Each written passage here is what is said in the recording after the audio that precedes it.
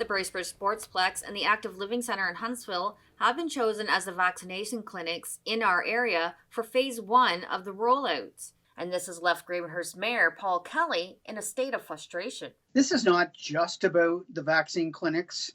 This was about assessment centers. This has been ongoing with Gravenhurst for years with regard to healthcare, and it's really being bypassed for Huntsville and Bracebridge, and not to begrudge them for the service they have, but there's a point at which the residents in this community continue to be sidestepped when it comes to providing service. And this has been ongoing, and I've been saying this for eons, as has former mayors that have been here as well, and as the community has been saying.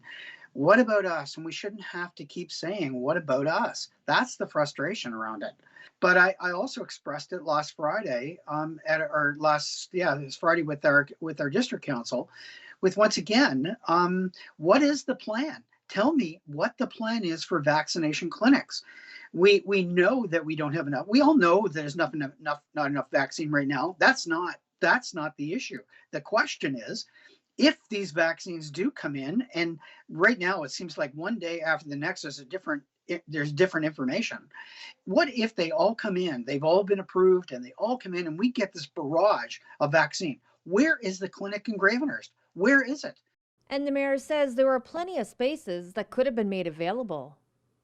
We offered the Terry Fox Room. I know the Pine Ridge community offered their community center as a location, but we've got other centers. I understand that the Terry Fox Room was a concern because of carpeting. Well, surely there could be a conversation with us to say, what other locations in Gravenhurst could work? And we've got places like the Legion. There's parish halls that have the ability to be able to accommodate large numbers. There's no reason why they can't be here. Now, the conversation was about the refrigeration. Really, the refrigeration, I guess, is residing in the hospitals. To get from the hospital to the existing sites that they've identified in Bracebridge, Huntsville, that's probably a 10 to 15 minute drive. It's probably not more than 5 to 10 minutes more to come to Gravenhurst.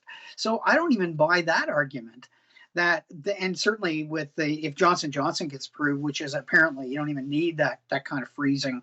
But the point being in all of it, Samantha, is that why is it we always seem to have to plead to get healthcare services in this community? It's wrong.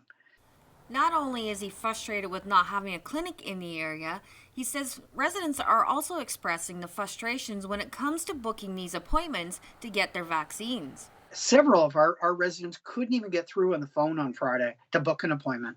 But even on top of that, even if they could, the problem is many of those that are over 80 can't drive. They can't even get there. So once again, another reason for why, and we have a significant population in that group, and why it would have been bypassed to not even consider it is beyond me. And finding a solution has been a struggle. And I don't believe a one-day pop-up is the answer. I don't believe that is the answer. To expect this community to be able to get vaccinated in one day, a week, doesn't make sense. And because that's just the start of it, the 80 plus, then we get 70 plus and 65 plus, and you name it. We have got to have a plan in place. It's not like COVID just turned up last week.